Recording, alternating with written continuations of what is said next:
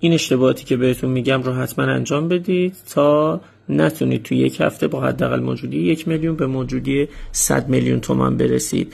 اولین اشتباه اینه که فقط از یک محدوده استفاده کنید و زمانی که موجودیتون بیشتر شد سراغ محدوده های دیگه ای نرید. دومین اشتباهتون اینه که از پنل افزایش سود اصلا استفاده نکنید و همیشه رو حالت سود 1 برابری ازش استفاده کنید. سومین اشتباه اینه که وقتی موجودیتون به 10 میلیون تومان رسید فقط از محدود ضریب 13 و 16 استفاده کنید و اصلا از محدود ضریب 57 استفاده نکنید. چهارمین اشتباهتون اینه که از پنل افزایش سود رو حالت سود انفجاری زمانی که ضرایب سایت ها خوب بود استفاده نکنید اصلا.